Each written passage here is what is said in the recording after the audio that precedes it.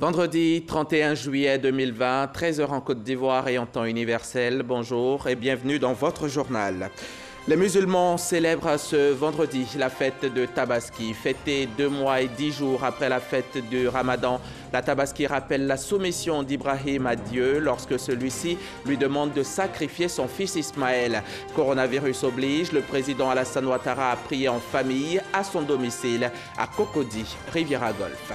Et puis l'actualité, c'est aussi la signature hier jeudi d'un décret portant nomination d'Ahmed Bakayoko par le président Alassane Ouattara en qualité de Premier ministre, chef du gouvernement, ministre de la Défense. Vous entendrez le communiqué lu par Patrick Hachi, le secrétaire général de la présidence de la République. Le Conseil national de sécurité d'hier jeudi a entre autres décidé de l'ouverture des bars, des boîtes de nuit, des cinémas et des lieux de spectacle à partir de ce vendredi 31 juillet. Le Conseil permet également la reprise des rassemblements sous autorisation des préfets et des autorités sanitaires, mais dans le respect des gestes barrières. Ce vendredi est jour de fête pour les musulmans. C'est même pour eux la plus importante des fêtes. L'Aïd el-Adha ou l'Aïd el-Kébir ou encore la fête de Tabaski est célébrée aujourd'hui partout en Côte d'Ivoire et pour la plupart des musulmans du monde entier. Le chef de l'État a fait la prière ce matin à son domicile en compagnie de ses proches et de notre reporter Mahama Traoré. La Tabaski, bien plus qu'une fête de dégustation du mouton, elle incarne la foi et la soumission du prophète Abraham envers Dieu. La genèse de ce récit coranique a été relatée au chef de l'État par l'imam Djigiba Cissé à la suite de la grande prière officiée dans l'enceinte de la résidence présidentielle, aux côtés du président de la République, famille et proches collaborateurs. Dans le désert de la Mecque, Sayyidina Ibrahim vit en songe qu'il devait sacrifier son fils Ismaïl. Et à son réveil, il lui raconta sa vision en ces termes. « Ô mon fils, je me suis vu en songe en train de t'immoler. Vois donc ce que tu en penses. » Le fils Ismaïl, serein et calme, répondit ceci à son père. « Ô papa, fais ce qui t'est recommandé par le Seigneur du monde. Tu me trouveras, Inch'Allah, du nombre des endurants, des patients. » Au moment où il s'apprêtait à accomplir l'acte d'immoler son fils, la voix d'Allah arrêta son geste en lui disant ceci. « Ô Abraham, tu es fidèle à ton engagement, à ton songe. Rachète ton fils avec le bélier que voici. » Pour le guide religieux, l'acte de dévotion du prophète Abraham et de sa famille inspire plusieurs enseignements. Imam Djigiba Cissé insiste en particulier sur la capacité de résilience du croyant musulman face à l'épreuve. Celui qui croit en Allah d'une foi sincère, je lui donne une porte de sortie à toutes les difficultés auxquelles il est confronté. Examinons notre vie à nous-mêmes. Combien d'épreuves que nous traversons depuis des années, je dirais depuis l'enfance jusqu'à cet âge. Des épreuves de diverses natures qui peuvent ébranler.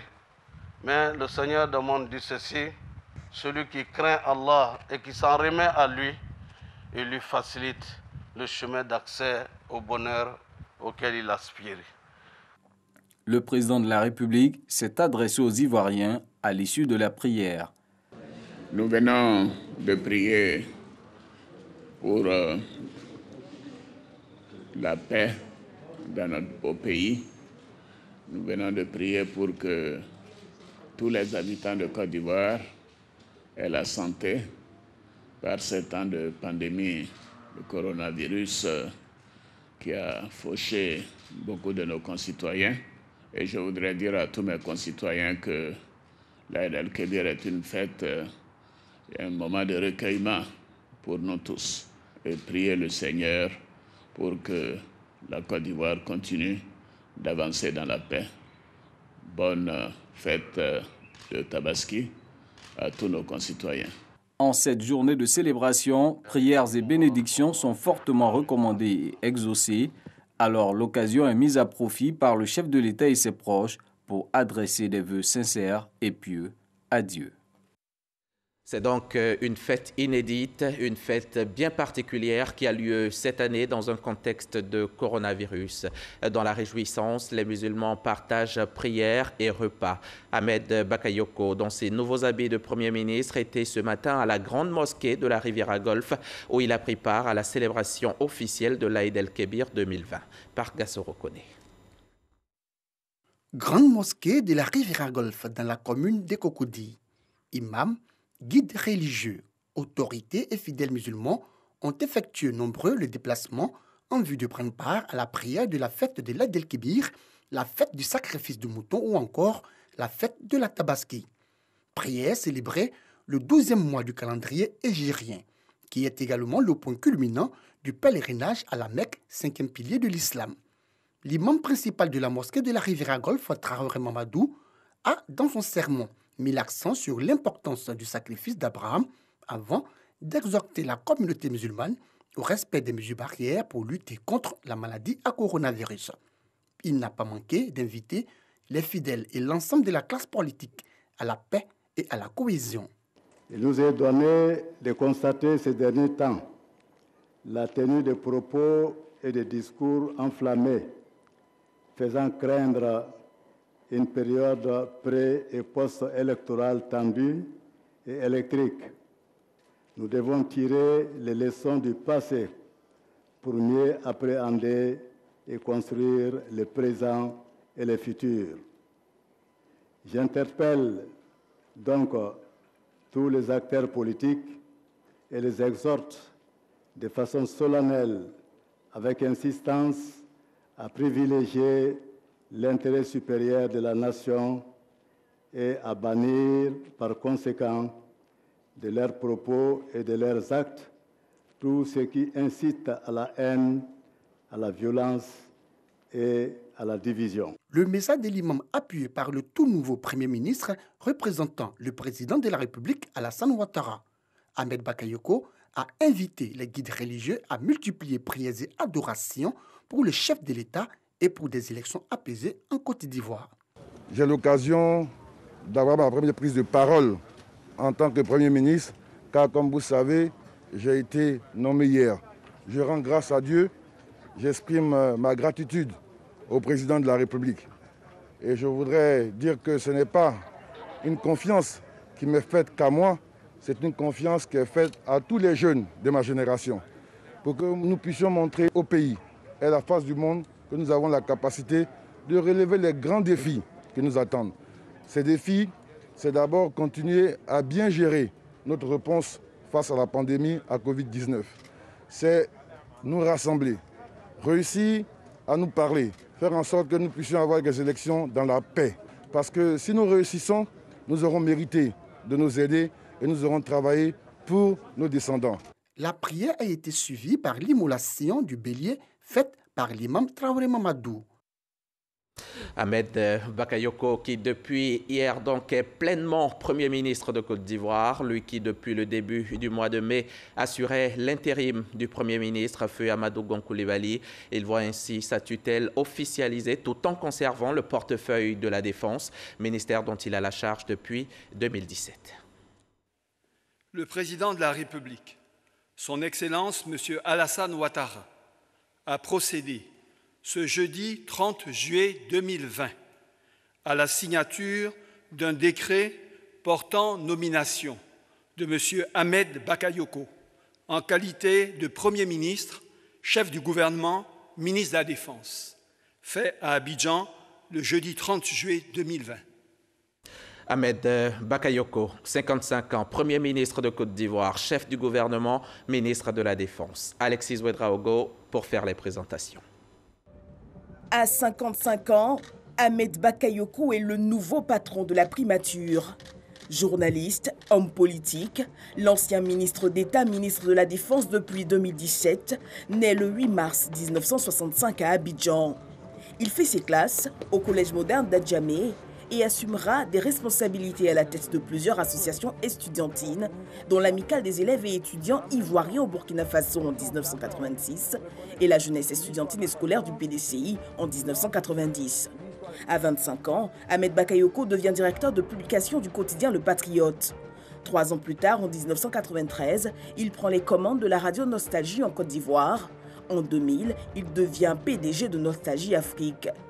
Sa vie d'homme politique, il l'a bâtie au sein du RDR. Lors de la constitution du gouvernement de réconciliation nationale, il obtient le poste de ministre de Nouvelles Technologies de l'Information et de la Communication, un poste qu'il occupera de mars à avril 2011. Avril 2011, il est ministre de l'Intérieur de Côte d'Ivoire et ministre d'État. Il est reconduit comme ministre de l'Intérieur dans les gouvernements de Jano Kwadwo-Aoussou, Daniel Kablan-Duncan et Amadou Gon Coulibaly.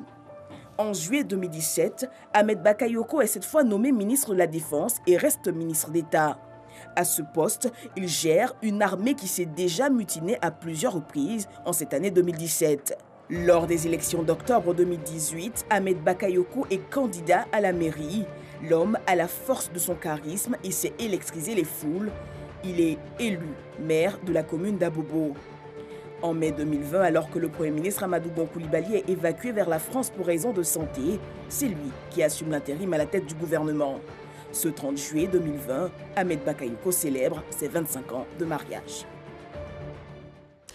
Merci Alexis Ouedraogo. Je vous ramène à la résidence du chef de l'État à Cocody-Riviera. Hier, le président Alassane Ouattara y a accordé une audience à Madame l'ambassadeur du Canada en Côte d'Ivoire. La diplomate est en fin de mission. Elle est allée faire ses adieux au président de la République. Le témoignage de Jérôme Kofi Abola. Une mission qui en est à son terme. C'est la mission diplomatique de Julie Schuldis du Canada sur le sol ivoirien. La diplomate canadienne a rendu à cet effet visite au président de la République, Alassane Ouattara, en sa résidence de la Riviera Golf ce jeudi. Un moment d'adieu que l'hôte du chef de l'État a voulu partager avec lui.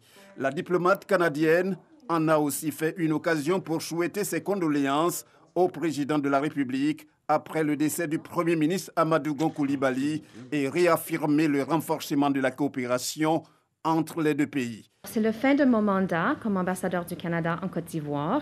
C'était pour moi la chance de saluer Monsieur le Président, d'offrir mes condoléances en personne suite au décès de Son Excellence le Premier ministre et de parler de l'approfondissement des relations entre le Canada et la Côte d'Ivoire. Au cours de mon mandat, on a parlé des investissements du Canada qui sont faits ici, on a parlé des échanges que nous avons faits, de l'apprentissage partagé entre nos deux pays. La diplomate canadienne s'en va. Elle quitte la Côte d'Ivoire après y avoir passé 3 bonnes années.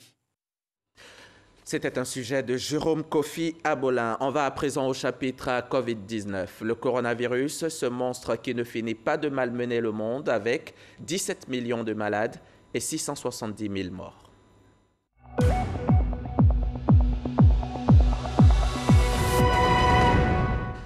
100 morts en Côte d'Ivoire. Depuis hier, le pays a atteint la barre symbolique des 100 décès liés au nouveau coronavirus. Ces dernières 24 heures, 165 nouveaux malades ont été recensés, portant le nombre total à 15 978. Le soulagement nous vient du nombre de patients guéris. Ils sont au nombre de 11 160 à avoir vaincu la maladie. Les gestes recommandés restent en vigueur si nous voulons avoir le dessus sur ce satané virus. N'arrêtons pas de nous laver fréquemment les mains, fréquemment et soigneusement, et portons nos masques de protection dans la distanciation sociale. Le coronavirus continue donc sa progression. Le virus circule toujours, mais en attendant que soit trouvé un traitement ou un vaccin, l'on doit vivre avec le virus, mais dans l'application des mesures barrières. Le Conseil national de sécurité d'hier jeudi a entre autres décidé de l'ouverture des bars, des boîtes de nuit, des cinémas et des lieux de spectacle à partir de ce vendredi. Le Conseil national de sécurité, après analyse de la situation épidémiologique et des conséquences économiques, notamment dans le secteur du divertissement, a pris note de l'engagement des acteurs à promouvoir les mesures barrières et à contribuer fortement à la sensibilisation des populations contre la pandémie. Tenant compte de la situation et après avis du comité scientifique, le Conseil national de sécurité décide du maintien de l'état d'urgence jusqu'au 31 août 2020, du maintien de la fermeture des frontières terrestres et maritimes, de l'ouverture des bars, des boîtes de nuit, des cinémas et lieux de spectacle à partir du 31 juillet 2020 dans le strict respect des mesures barrières, notamment le port du masque, le lavage des mains et la distanciation physique. De la reprise des rassemblements sur l'ensemble du territoire sur autorisation des préfets et après avis des autorités sanitaires. Du maintien du confinement obligatoire de toutes les personnes vulnérables, y compris les femmes enceintes. De la poursuite des actions de communication et de sensibilisation communautaire en lien avec les collectivités, le corps préfectoral, les leaders religieux, les autorités traditionnelles, les travailleurs sociaux et les agents communautaires. De la prorogation à titre exceptionnel pour une période de 3 mois, à savoir de juillet à septembre 2020, du paiement des primes au personnel de la santé et aux forces de défense et de sécurité.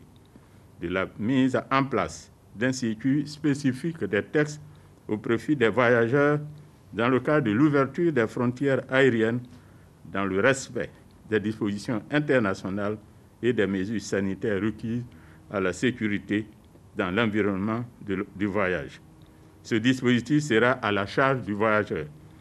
Le Conseil national de sécurité invite les populations à aider le corps médical et les autres acteurs qui ne ménagent aucun effort pour accomplir leur devoir en respectant scrupuleusement les mesures barrières. Et c'est dans ce contexte de pandémie de Covid-19 qu'est célébrée la Tabaski 2020, l'Aïd el-Kébir, considérée par les musulmans comme une célébration de leur foi. Nos reporters ont sillonné quelques communes d'Abidjan où ils ont pu assister à la prière et aux différents sermons des imams, des enseignements portés essentiellement sur la promotion du partage, de la cohésion et de la solidarité. Le reportage de Franck Quadio et Gilles Tonien à suivre ce soir dans le 20h. La Tabaski se dépasse à Abidjan, c'est tout le territoire national qui est concerné. Direction Boaké, dans la région de Boaké, où des béliers ont été distribués gratuitement à de nombreux musulmans. Kader Sogodogo, RTI Boaké. Mosquée principale de Boaké, il est 8h30. Allahu Akbar, Allahu Akbar, Allahu Akbar, Allahu Akbar. El Hadja Bajawari Touré, le grand imam de la région de Boaké, vient de donner ainsi le départ pour la prière de l'Aïd el-Kébir ou la fête de la Tabaski. Une prière marquée par 3 étapes. Les 2 rakats consacrés, le sermon et l'immolation de la bête, signe de sa soumission à Dieu. Un sermon qui a tourné autour des valeurs telles que la foi, le partage, la solidarité et la quête perpétuelle de la paix. Le grand imam a engagé toute la Côte d'Ivoire à demeurer sur les sentiers de la paix, surtout en cette année électorale. Les autorités de la ville présentes ont bien cerné le message. Une pensée spéciale pour Feu El Hadja Amadou Gon Coulibaly, l'ex-premier ministre. Toutes ces prières faites aujourd'hui puissent aider le pays à pouvoir supporter le deuil et aider le pays à pouvoir s'en sortir de toutes les difficultés que nous traversons. Que le Seigneur, dans sa magnitude, apporte la grâce sur le pays, sur le président de la République, sur le nouveau Premier ministre et aussi sur l'ancien Premier ministre pour qu'il repose en paix. Après la prière, place au partage tel que prôné par le Saint-Coran. Plusieurs familles musulmanes ont reçu gracieusement un bélier pour leur permettre de faire le sacrifice d'Abraham. L'action est à mettre à l'actif de El Hadja Touré Souleymane. Cette distribution se fait sur le sceau, encore une fois, de la reconnaissance et de l'hommage à son Excellence Amadou Gon Coulibaly, parce que lui-même offrait des milliers de moutons chaque année. Repas en famille, visite entre amis, la Tabaski est donc lancée à Boaké. À Korogo, au nord de la Côte d'Ivoire, à un peu moins de 600 km d'Abidjan, les musulmans ont célébré la Tabaski sur fond de cohésion sociale et de solidarité. Korogo se souvient également de son fils feu Amadou Gon Coulibaly, inhumé le 17 juillet dernier. Des prières ont été dites à son endroit pour le repos de son âme. Le reportage sur place d'Ami Sissoko. Korogo, l'Aïd el-Kébi ou Tabaski, mosquée du quartier 14. Début de la prière, 8 heures. Suivant la tradition, les fidèles ont accompli les 2 rakats officiés par l'imam Seydou Silué. Dans son sermon, l'imam a instruit les fidèles musulmans sur la portée spirituelle de l'Aïd el-Kébi. Le guide religieux a exhorté les fidèles à une introspection pour un meilleur rapport avec Allah. À ceux qui ont été éprouvés car n'ayant pu effectuer le pèlerinage en Terre Sainte cette année à cause de la Covid-19, il les a invités à s'en remettre à la volonté divine. Cap sur la grande mosquée de Korogo au quartier Koko, où la prière débute à 9 h. Elle enregistre la présence des autorités de la ville. Après les 2 rakats obligatoires, l'imam Gaoussou Sissé a livré un message de paix et de cohésion sociale. Il a aussi formulé des prières à l'endroit de tous les défunts, particulièrement à l'ex-premier ministre Amadou Gon Coulibaly, qui ne manquait pas de se plier aux 2 rakats traditionnels chaque fois qu'il en avait l'occasion. Cette première fête de Tabaski qui intervient moins d'1 mois après sa disparition, nous qui sommes restés de la famille après lui avons eu à cœur de perpétuer son action sans y enlever un iota. Son père, le président Alassane Ouattara, était d'accord avec nous et nous a demandé avec insistance de faire en sorte qu'il en soit ainsi. C'est ainsi que tous ceux qui recevaient des moutons de la part du Premier ministre Amadou Gon ont reçu leurs moutons à Korogo. À la suite de son sermon, l'imam Gaoussou Sissé a procédé à l'immolation de son bélier, un geste qui commémore le sacrifice du prophète Ibrahim, le père du monothéisme. Et justement, la plus célèbre tradition de la Tabaski est le sacrifice d'un animal qui peut être un ovin, un caprin ou encore un bovin en souvenir de celui d'Ibrahim. Chaque année, pour satisfaire ses besoins en protéines animales, la Côte d'Ivoire se tourne vers d'autres pays, des pays comme le Burkina Faso. Le pays des hommes intègres a fourni à lui seul plus de 75% de la consommation ivoirienne. Notre reporter Kader Sogodogo s'est rendu au Burkina quelques jours avant la célébration de la Tabaski. Il a tenté d'en savoir un peu plus sur l'organisation dans le secteur et surtout le processus de ravitaillement de la Côte d'Ivoire. On regarde. Marché principal de bétail de Tanguin, nous sommes en plein cœur de Ouagadougou, la capitale du Burkina Faso. C'est d'ici que partent les chargements de bétail pour des pays comme le Ghana, le Togo, le Sénégal et la Côte d'Ivoire. Le Burkina Faso, qui a cette terre propice à l'élevage, tire de forts dividendes dans le commerce de bétail qui contribue énormément à son économie. 20% du produit intérieur brut, comparativement à la Côte d'Ivoire qui enregistre moins de 5%. Il est donc clair que pour ses besoins en protéines animales, la Côte d'Ivoire se tourne vers un grand producteur comme le pays des hommes intègres. En période de célébration de l'Aïd el-Kébi, la demande connaît un pic, surtout en ovins. En 2019, les responsables de la filière bétail et viande du Burkina Faso ont convoyé vers la Côte d'Ivoire plus de 700 camions, ce qui tourne autour de 250 000 têtes de moutons. Et pourtant, des pays comme le Ghana, le Togo ou encore le Sénégal se présentent en potentiel concurrent de la Côte d'Ivoire. Pour 2020, la destination Côte d'Ivoire reste la priorité du Burkina Faso. La Côte d'Ivoire, c'est un pays frère. Nous travaillons ensemble. Au moment de toutes les années de Tabaski, nous amenons nos animaux envers la Côte d'Ivoire parce que c'est un pays côtier et nous sommes un pays éleveur. Malgré la fidélité du marché burkinabé, l'approvisionnement en 2020 est rendu difficile par les activités terroristes dans le nord du Burkina Faso. Pour avoir le mouton, c'est pas facile. Et puis le Burkina, ici, actuellement, il y a le bandit là, qui sont au village là, attaquent le village, les gadis là, tout ça là, c'est pas bon. Ça garde nos marchés. La conséquence directe du terrorisme est la cherté du mouton sur les marchés au Burkina Faso. Les échanges sont parfois difficiles, comme ici à Bobo Dioulasso. Je voulais diminuer ça, on a trouvé d'accord quoi. Ok. faut donner 170 000. Ça, c'est beaucoup. Bon, mon dernier prix fait 160. Il faut laisser 75 000. Ça ne peut pas. C'est un prix d'un poulet. Hein? Grâce à la stratégie mise en place par le président de la Confédération des fédérations bétail et viande de l'UEMOA, avec résidence à Abidjan, Isiaka Sawadogo, la destination Côte d'Ivoire reste une priorité. Ces hommes sont sur le terrain. Nous, Dieu merci, on a un patron qui est le président du conseil administratif des filières bétail, M. Elhaj Sawadogo Isaka. Lui, il nous aide vraiment techniquement et financièrement. Nous-mêmes, notre exportation dans l'ensemble de l'année, Côte d'Ivoire seul prend 85% des animaux. Les difficultés même que souvent nous rencontrons ici, nous ne les rencontrons pas en Côte d'Ivoire. Quand nous, on prend ici à la Côte d'Ivoire, les frontières ivoiriennes, ça nous vaut à peu près 140 km. 140 km pour un chargement, nous dépensons à peu près plus de 250 000 à 300 000 francs pour 145 km au Burkina ici.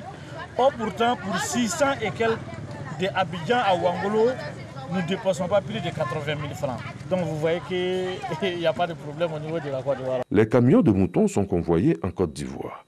À Ouangolo-Dougou, la porte d'entrée, les services vétérinaires examinent les bêtes. Les convoyeurs également sont soumis à des exigences sécuritaires et sanitaires. Regardez les statuts vaccinales en ce qui concerne la lutte contre la fièvre jaune et la méningite. Donc ceux qui ne sont pas à jour au niveau de la fièvre jaune, on profite pour leur demander de se mettre à jour. Et c'est obligatoire. Tout est mis en œuvre pour ravitailler le marché ivoirien. Une fois que les camions arrivent ici, on essaie de partager les camions dans toutes les villes de la Côte d'Ivoire. Daloa, San Pedro, Soubré, Gagnoa, Ma, Daoukro, Bayakro, partout où les musulmans se trouvent, on essaie de faire partir les camions dans ces zones-là pour que là où se trouve un musulman doit avoir son mouton. Au total, les échanges commerciaux entre le Burkina Faso et la Côte d'Ivoire dans le domaine du bétail se portent bien. Les différentes rencontres dans le cadre du traité d'amitié et de coopération TAC entre les deux pays ont certainement facilité les choses. Pour cette année, la tendance est à la baisse à cause du terrorisme au Burkina Faso. Il faut donc s'attendre à un coût élevé du mouton à Abidjan et sur les autres villes de Côte d'Ivoire. Dans l'univers des exportateurs burkinabés de bétail, c'est un grand reportage qui porte la signature de Kader Sogodogo. Bon appétit à tous les musulmans qui sont en ce moment même à table. Mangez modérément tout de même pour garder la santé. Notre santé dépend aussi du couvert forestier et des espaces verts qui nous entourent. Il faut les sauver. D'où l'organisation cette semaine d'un atelier en présence des collectivités locales. Patricia Omoitia. Avoir l'économie verte. Échange et concertation pour promouvoir les mesures politiques visant à intégrer l'environnement dans les plans, programmes et projets. Ainsi, la Côte d'Ivoire s'est engagée dans cette nouvelle dynamique de développement durable et est dans la phase opérationnelle de la mise en œuvre des ODD, Objectifs de développement durable. Développement durable, c'est tout simplement prendre en compte la protection de l'environnement dans tout ce que nous entreprenons, également se focaliser sur la lutte contre la pauvreté, c'est-à-dire améliorer le social et surtout en voulant avoir de l'argent, en promouvant l'économie, il faut tenir compte de ces autres piliers. Et surtout, il y a le pilier culturel et aussi le facteur genre ou gender. Au thème de la rencontre, une stratégie de travail pour le verdissement des politiques et programmes sectoriels a été définie. Organisé à l'attention des ministères et des collectivités territoriales, ce projet pour le verdissement des plans de développement sectoriel est proposé pour un financement sur le budget de l'État de Côte d'Ivoire. Un mot de football dans ce journal. La course à la présidence de la Fédération ivoirienne de football est engagée. 2 candidats à l'élection du président de la FIFA, Yacine Idriss Diallo et Sori Diabaté, ont déposé leur dossier de candidature hier, jeudi 30 juillet 2020, auprès de la commission électorale de la FIFA. La police zimbabwéenne interdit une marche de l'opposition prévue lundi au sud-ouest de Harare afin d'éviter un désordre public. C'est la 2e interdiction après celle de vendredi dernier. Le mouvement pour le changement démocratique, principal parti de l'opposition au Zimbabwe, a appelé ses militants à descendre dans les rues de Bulawayo afin de manifester contre le gouvernement du président Emerson Mnangagwa.